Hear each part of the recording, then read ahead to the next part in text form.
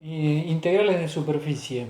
Voy a empezar por algunas cuentas bastante simples para que se entienda.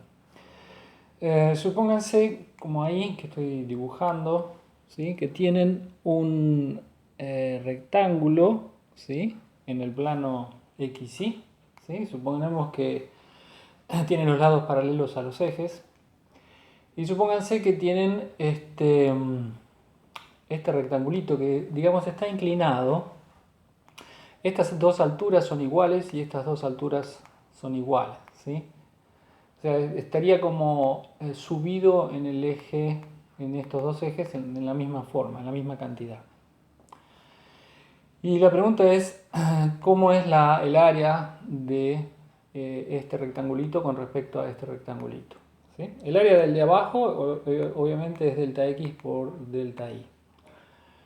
Y supongamos que yo tengo como dato, este es el vector normal y supongo que es unitario, ¿sí? Que tiene longitud 1.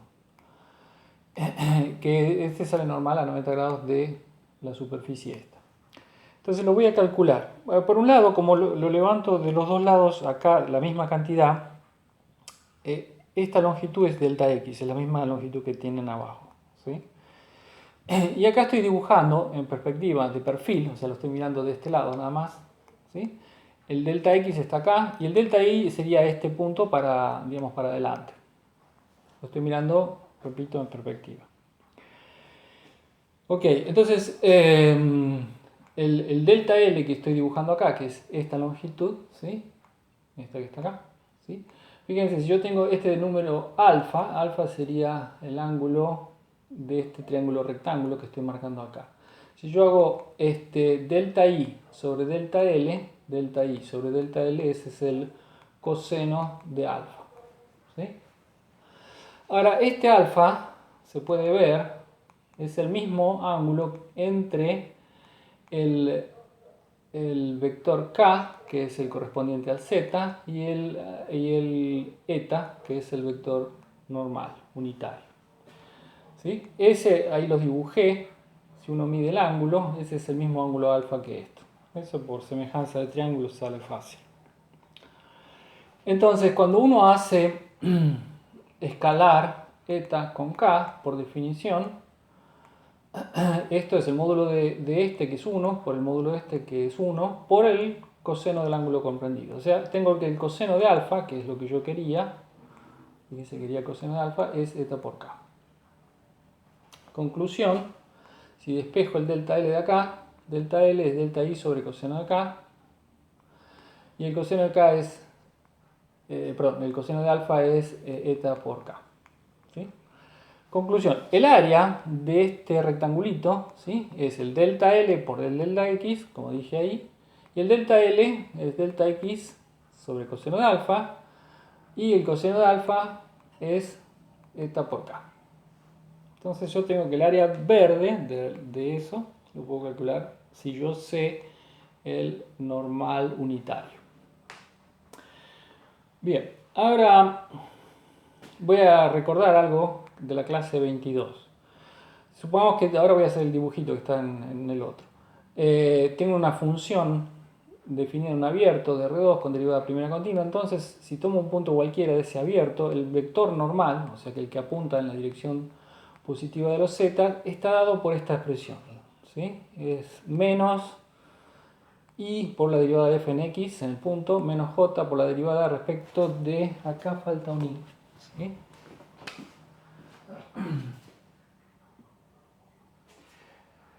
Respecto de f en x0 y 0 más k. Ese es el vector normal, ¿sí? No es unitario ese, ¿sí? Ahora hago el dibujito. El dibujito es este, el vector eta 0. Si sería uno que apunta para arriba, pero no es el unitario. Eta es el vector unitario. El que es de recién, no es unitario. Para hacerlo unitario lo divido por su módulo, como digo recién. Entonces agarro ese que tenía antes y lo divido por el módulo. Este sería el vector eta unitario, ¿sí? El que estoy dibujando ahí. Longitud 1 y apunta para arriba. Entonces, por lo de recién, si yo tengo en un punto el eta por k, recuerden, eta por k es lo que recién calculamos, eta por k era lo que quería, porque lo tenía ahí dividiendo, ¿sí?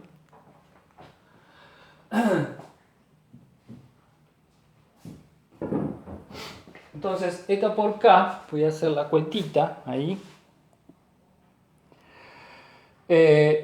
El k, fíjense, si hago eta, que es todo esto, por el k, el único que sobrevive es el k. ¿Sí? Entonces, eta por k daría 1 sobre la raíz. Y entonces, el inverso de eso es la raíz directamente, en el punto.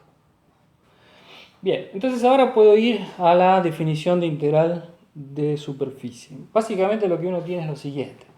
Supongamos que tengo, como antes, una función f de xy, una superficie definida en un omega abierto. Y supongamos que tengo un A, como dibujo ahí, cerrado y acotado.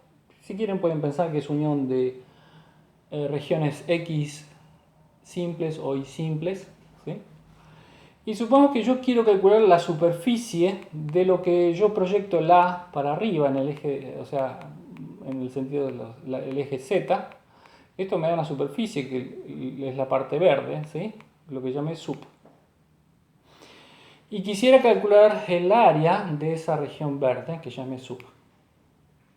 Entonces, por todo lo que recién dije, recién hice la cuentita, cuando tenía un delta X y un delta Y, ¿sí? Y entonces, si yo cortaba para arriba, me quedaba un rectangulito. Básicamente el rectangulito que queda acá es, si uno pone el plano tangente en ese punto y proyecta para arriba este rectangulito, lo que queda es el rectangulito que yo marqué antes de alguna manera, que hicimos antes.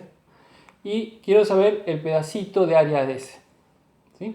Entonces el pedacito de área S era la expresión delta X por delta Y, acá está, delta X por delta Y, siempre en JI, ¿sí? Acá es un Y. Y había que multiplicarlo por este factor que era la raíz. Ahí está. O sea, esto que está acá, solito, sería aproximadamente el área de la proyección de este rectangulito para arriba.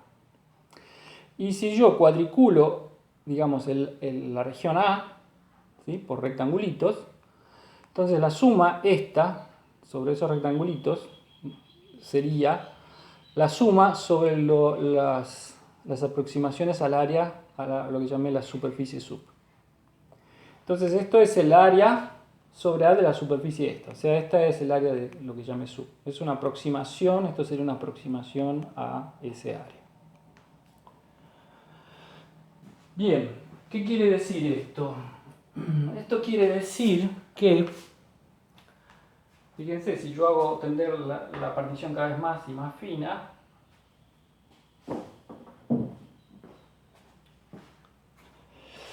que el área de la superficie, ¿sí? Esa sub, la verde que recién mostré, está dada por este integral, que es decir, la integral doble en x e y de la raíz de 1 más f de x al cuadrado más f de y al cuadrado sobre la región A. Esto en general se denomina el diferencial de superficie y esto se pone en términos más concretos. Se dice que sumo sobre la superficie de esta sub que venimos diciendo, sumo los pedacitos de áreas allá arriba. Recuerden, esto sería una aproximación entonces a, por lo que recién dije, sería el área de ese pedacito. El ds sería el área de ese pedacito, pero ¿cómo lo calculo con respecto a dx de y? Bueno, le tengo que agregar la raíz. ¿Sí? Bueno, eso es para calcular, si quiero calcular la superficie sub, ¿sí? Dada por una función f de x y. Ahora, hay otro tipo de integrales de superficie, que es la que ahora voy a definir, que es que supongamos además que tengo un campo en 3 variables, ¿sí?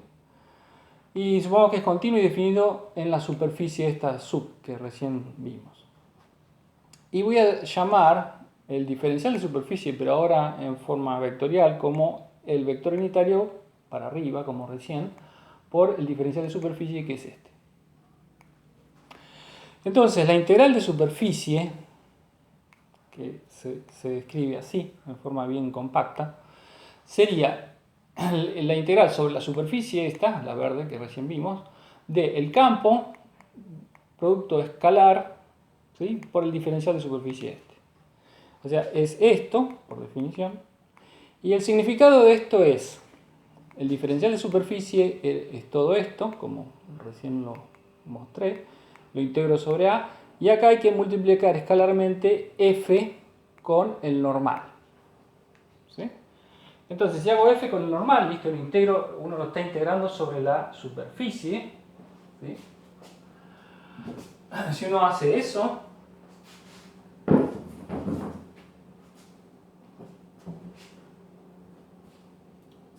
tienen que recordar, tienen que ver cómo es el normal que yo escribí recién. Si hacen el producto del campo por el normal, ¿sí?, lo que les va a dar es esta cuenta. Es menos f de x en xy.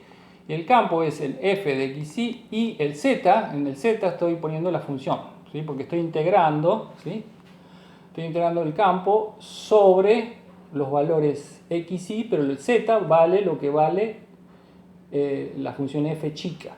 ¿Sí? Entonces en z tengo que poner f de xy. O sea, para cada valor xy tengo el campo evaluado, por decirlo así, en ese punto.